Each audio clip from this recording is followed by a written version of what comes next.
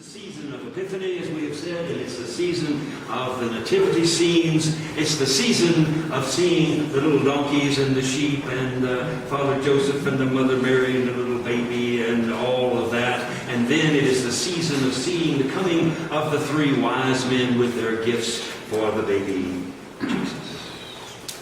As a youth pastor, it's almost a rite of passage that you always have to take the youth of the church and do a live nativity scene. Every church I've been in, that's been the tradition. Children have to dress up, look like wise men, look like angels, look like sheep. And I've had my share, I really have. Back when I was in associate pastor and did a lot of youth ministry, every year at this time, there was always that nervous production of the live nativity scene in the sanctuary. And one year I am remembering particularly today, in which we had a fairly good-sized group of young people, and we had put together what I thought was going to be a really dynamic nativity scene live. And everybody knew their parts well. Everybody was ready to go. Even the little people that looked like sheep were all and the two guys that were dressed up like a donkey, they were doing fine. Everything was going well, and we had the processional in, and the manger, and the little animals all came in, and the angels were all fluttering their wings, and everything was doing fine. But that year, we did not have a really good young person who could be the narrator, who could read the story. But we had this one young man who volunteered to do it, but he was so nervous. And he tried his best to read the story as it went along, but he made one mistake after another, and it was kind of embarrassing for us. Instead of the Magi, it was the Maggie. The Maggies were coming. I was like, where did you get the word Maggie? And people were trying not to laugh at some of his mispronouncings of things. But the worst came at the very end, when he talked about the gifts, and he had a big voice, and he was actually not afraid to say these things wrong. And he said, and they brought gold, and Frankenstein, and myrrh. And then he realized, he said, no, not Frankenstein, Freaker, and he couldn't say it right. I remember that one real well. It's a great story, the visitation of the wise men to see the baby Jesus. I don't know how many times you've heard it. I know I've heard it hundreds and hundreds of times. It's a story that we're so familiar with that we just kind of put it aside and say, well, it's a nice story. We appreciate that. And we kind of go on with our life. But let me tell you, the more I have studied over the last 40 or 50 years that story, it has come to have a great meaning for me.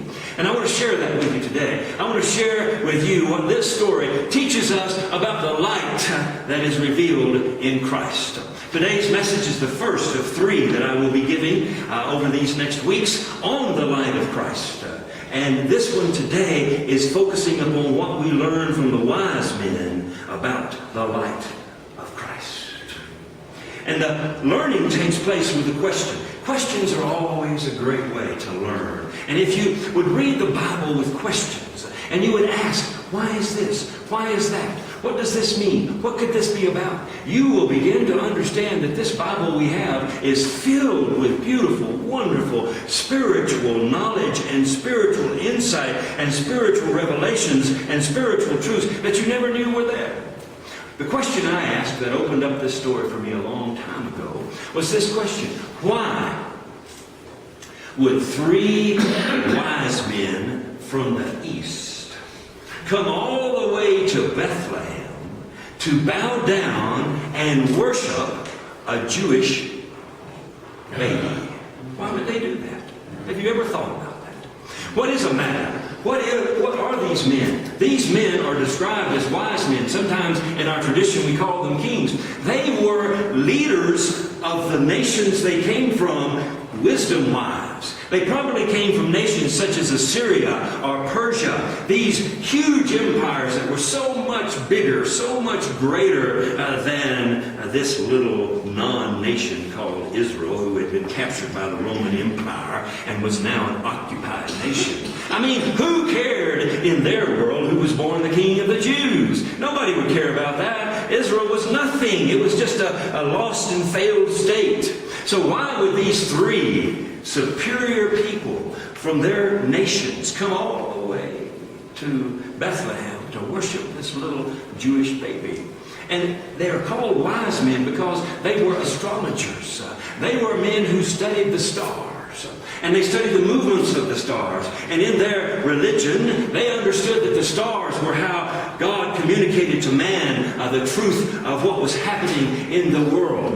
And they were so wise in their understanding of life that many of them were looked upon as leaders in their nations.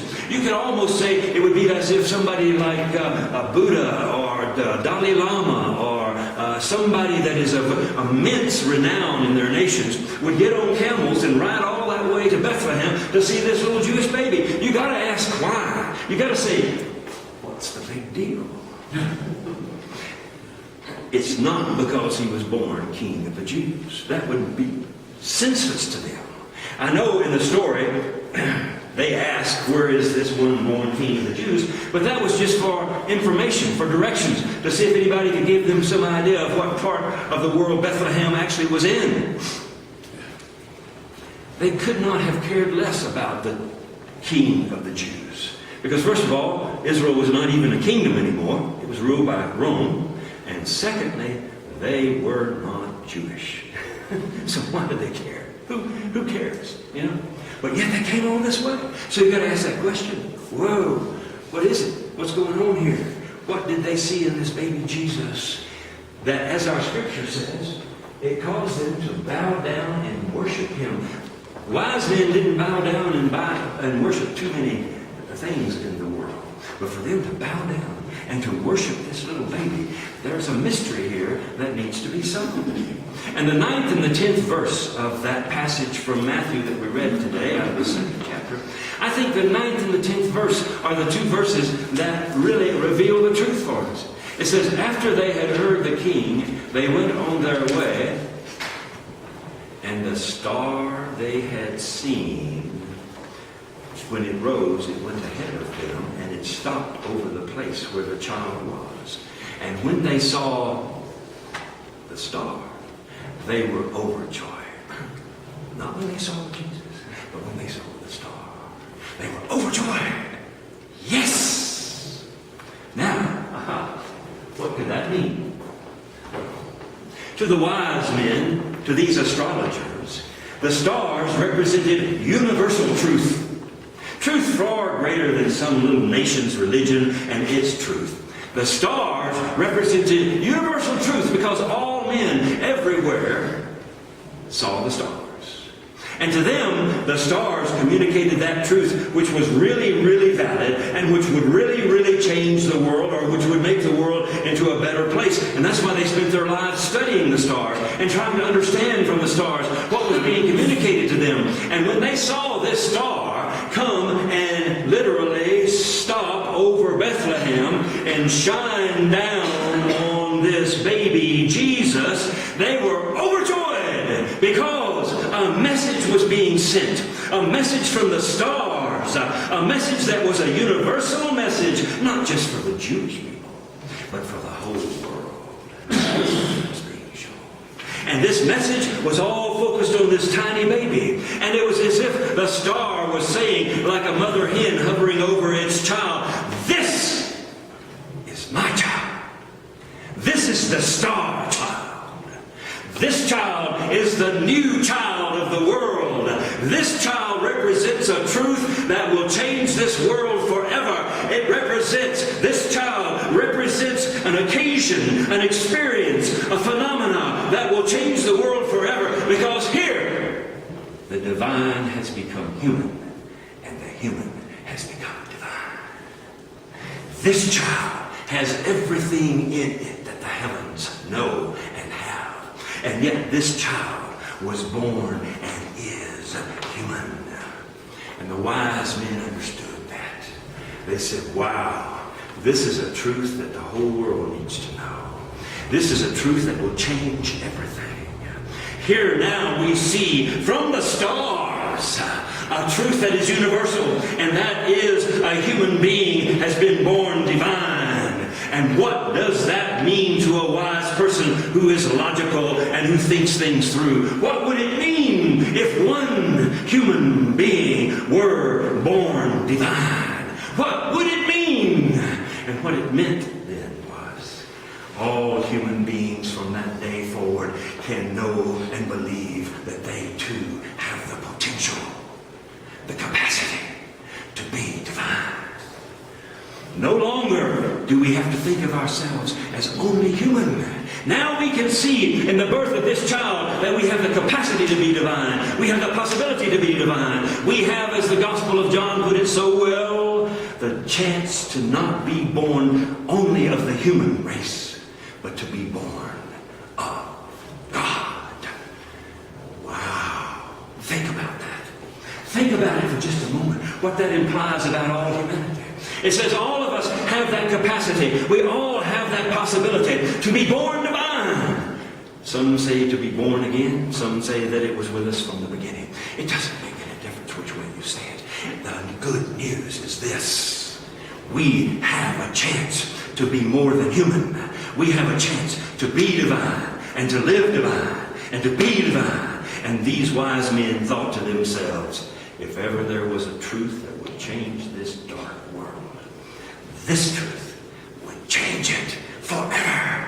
And so that's why they left their gifts of gold and frankincense and myrrh. These were the traditional items of worship. And every worship scene throughout the Middle East, these were the three things that were used to worship. Gold given in an offering, frankincense to represent prayers going up, and myrrh, the perfumed presence of God.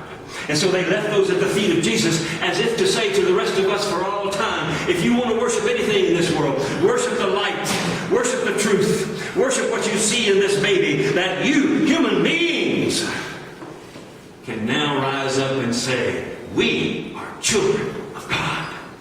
We are children of the heavens.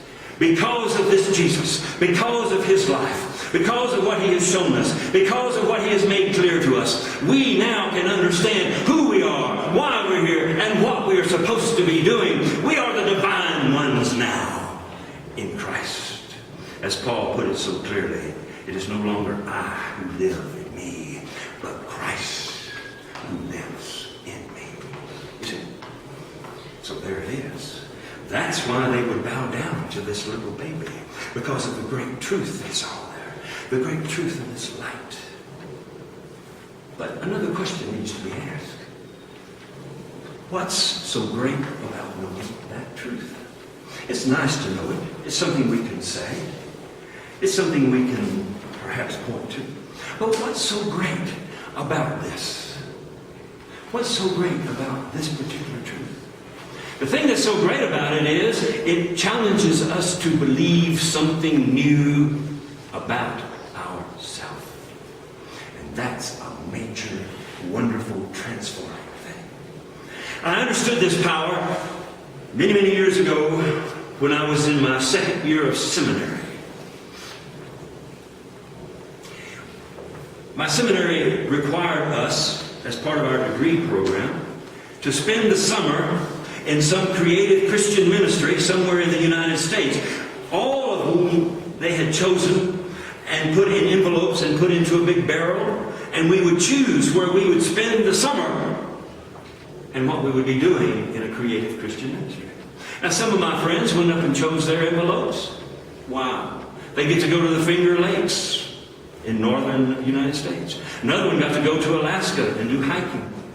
Another one got to go to Aspen, Colorado, a youth ministry there. I got a full expense paid to Houston, Texas.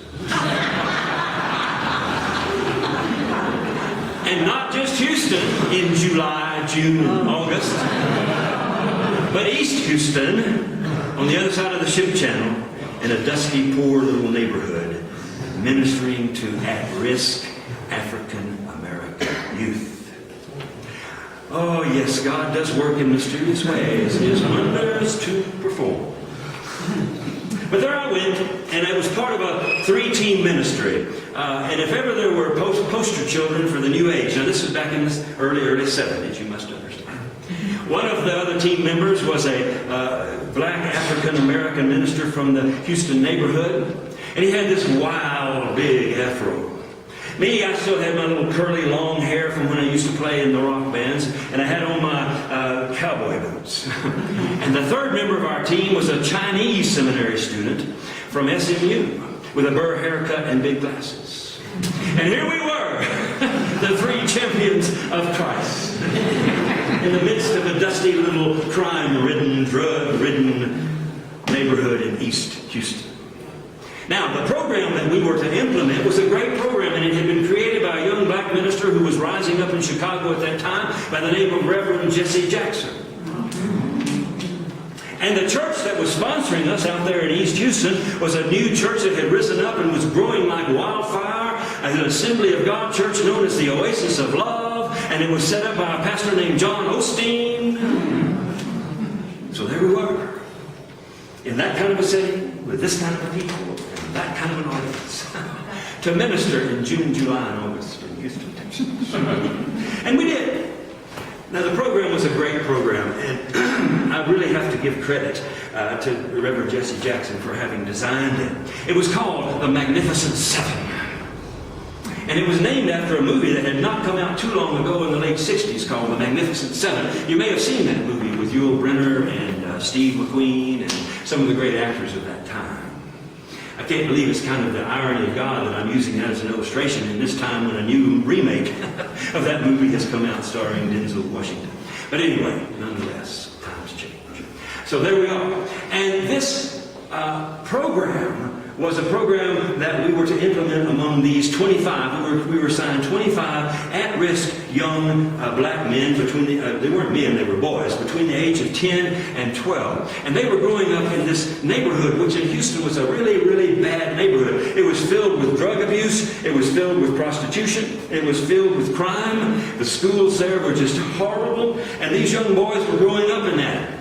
And they were really at risk of becoming gang members, of becoming just part of that continuous problem of a gutted and wasted life that was all around them. And our job that summer was to bring them in to a loving environment and to help them understand that they were worthy and that they could do something besides just be a wasted life. And so we had this program called The Magnificent Seven, which we were to share with them. Now, the first 3 weeks were all about recreation and getting to know each other and learning their music and learning how to do handshakes in so many ways I did not even know how to do that. But we were trying to be cool and we were trying to be part of their community. But by the 4th week, we had to start the program of recreation and reflection. And we had to start showing these films that had been developed for this Magnificent Seven program. They put together 7 short films about the lives of 7 black men who had changed their world. And these were excellently done films. They were about 15 or 20 minutes long, high-impact, powerful films. And they described for these young men 7 great black men in America. And I was embarrassed to say that many of them I had never heard of myself. And I share the list with you today just simply so that you can check it against your own knowledge of these black men and what they had done for America. The first one is a man by the name of Benjamin Banneker. Benjamin Banneker was an ex-slave in the early mid-1700s who taught himself astrophysics and was able to create a formula to discover when would be the solar eclipse and when would be the lunar eclipse, and created the foundation for what we now, even to this day in NASA, use to discover the orbits of things in space. He changed his world back in the 1700s. Benjamin Banneker. They say there are statues of him in Philadelphia. I've never seen them, but they say they are. And then after him, I can think of the other one was Norbert Rillow. Norbert Rillow was also a self-taught black man who studied mechanical engineering, and he was the person to first create the idea of an evaporator that would cool using water. And from his studies and from his analysis, he created the mechanics for what ultimately became known as the air conditioning industry in the United States. And then another one was named Elijah McCoy. Elijah McCoy was another black self-taught mechanical engineer who created the first automatic lubricator for steam engines so they could go a further distance. And without his help, the steam engines of America could not have gone on these long distant trips that they did. And around the world, that was also the case. And he changed the world as well. And then after him, of course, comes one that maybe you are familiar with, George Washington Carver. What a great man he was. A self-taught botanist who changed the way we planted plants and did agriculture in the United States, especially when it came to rotating crops. And then after him, another one that comes to my mind is a famous jurist, a black man who went to law school and who learned law better than any black man or any white man had ever learned it. A great orator, a great thinker. His name was Thurgood Marshall, the first black Supreme Court justice. And then, you music fans probably have heard of Duke Ellington and what he did for music. Changing the arrangements of orchestras for all time, helping people to begin to understand the new modern jazz music of the new age. And nothing's been the same since. And then the final and seventh one is the great Martin Luther King Jr. And what he did to waken up our understanding of the African American in our society. 7 great black men. And these films showed their life. And it showed how hard their environment was, how difficult their life was, how mistreated they were, how prejudicially they were treated. It showed all of the horrors and difficulties of their background. But it showed what they did. And it showed the impact they had. Now, none of our 25 young black men had ever heard of any of these people. Not heard of any of them. The only model they had was the kingpin drug dealer and the pimps on the street. That was their only model. And they believed that that's what they were supposed to aspire to. That they believed that's what they were supposed to become, was that.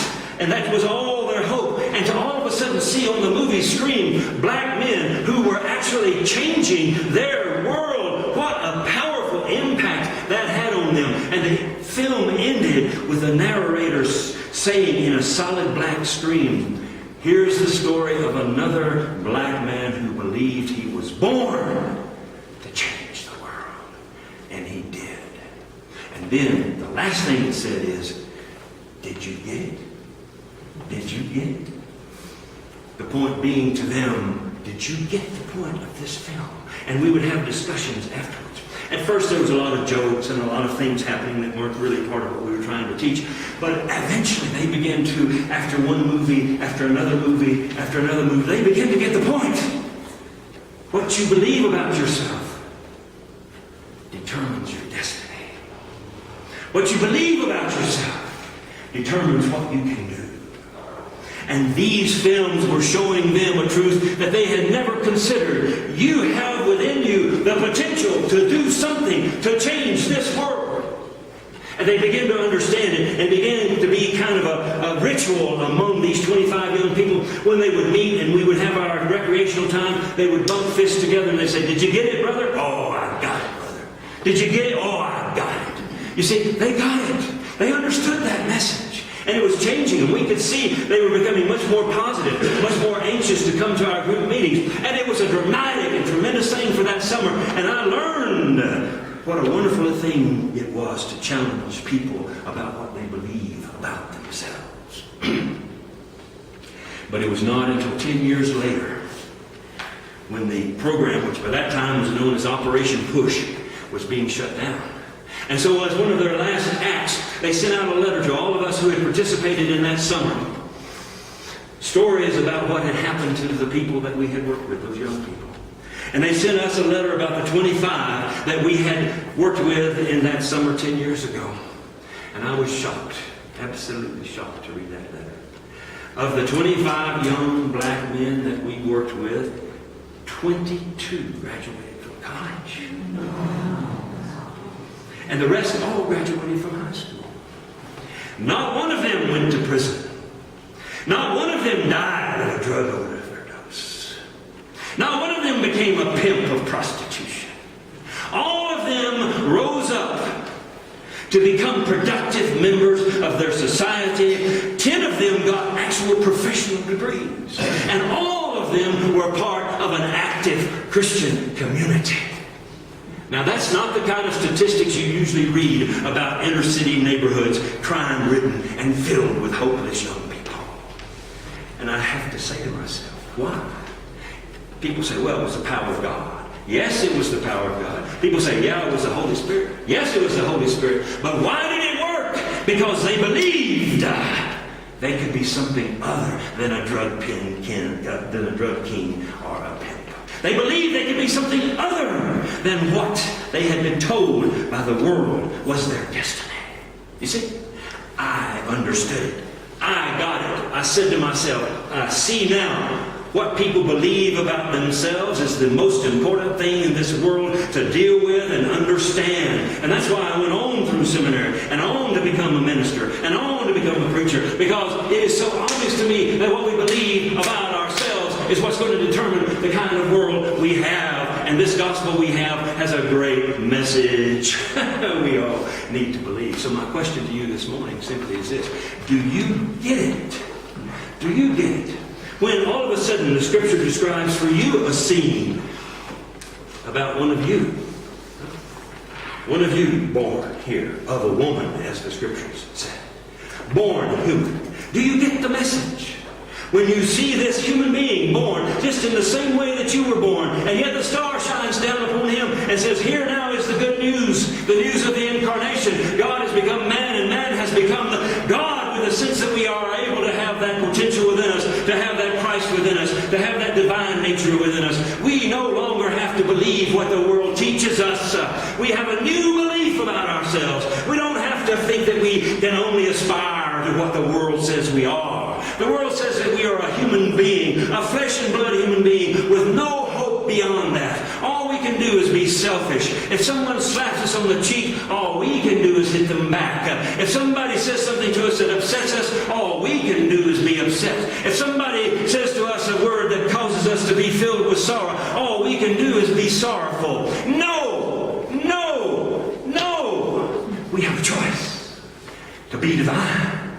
We have a choice to be born again. We have a choice to be more than human. Can you not see it? Do you not get it? When you see that scene with the wise men from a countries much larger than Israel, far greater in power and structure, bowing down to this truth. What are they bowing down to? The truth that we all have the ability and the power to be divine. You don't have to listen to the world when the world teaches you that you have to act this way, that you have to spend your whole life working and slaving away for a little money so that you barely have anything left when you die.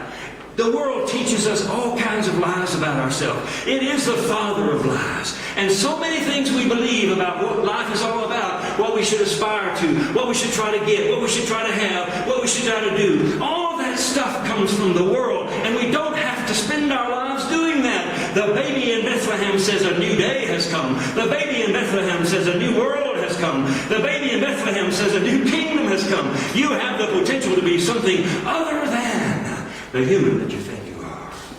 And do you not realize how this gospel could change the world? I've been thinking about Syria. Syria's on my heart all the time. Such a horrible mess. You see the pictures of the bombed out buildings, an entire civilization destroyed, hundreds and hundreds of thousands of people killed, and hundreds of thousands of people in some no man's land in Europe this winter, freezing to death. All because in Syria they did not pay attention to the little baby born in Bethlehem. That's what happened. The people in Syria begin to look at each other not as divine brothers and sisters, not as children of God sharing fellowship together, but they begin to look at each other as enemies. You're either for the regime or you're for the revolution. And they begin to kill each other and destroy each other because they forgot the message of Bethlehem. Beings can do something besides kill each other. We can do something besides fight one another. We can do something far greater. We don't have to have a hopeless future and a hopeless life. We don't have to be like those young black men thinking that all we can be is drug dealers and pimps. We don't have to be like many people in the world thinking all we can be is persons that are fighting each other, standing up for their nation or whatever. We don't have to do that. The message is clear. You are star children. You are children of God. You are children of the Creator of this universe, and He has chosen you and given you the power and the ability to live and be divine. As you probably can tell, I got this message. I got it. And that's why I'm not ashamed. You know, some people say, oh, I go to these parties and I'm sort of afraid to tell people I'm a Christian because, you know, Christians have such bad reputations and, oh, I don't want to talk about the fact that I'm a Christian. I'm not afraid to do that. I to be a Christian, because we have this truth that will change this world, that will save this world, that all nations will be able to see as a light, that we can be divine to one another. We do not have to be horrible to each other. We can be divine, and our Christian faith stands for that all of the world can be divine to one another, and there's nothing to be embarrassed about that. I'm not embarrassed about this gospel, for it is the salvation for any who would believe it. And I tell you the truth, that is absolutely the case. And so then, there it is. We now have an answer to our question about why those wise men bowed down to Jesus. Because they knew it was a happy, happy day. It was a day of glory. It was a day in which the world was to be changed forever, because the truth now had been made known, and it was full of grace and glory right there in front of them in the form of a little infant baby saying, "This is the first, this is the author, and this is the perfecter of your faith. Now rise up and believe that you too are a child of God, destined to serve, love, and all that you do." May we get that, and may we bow down like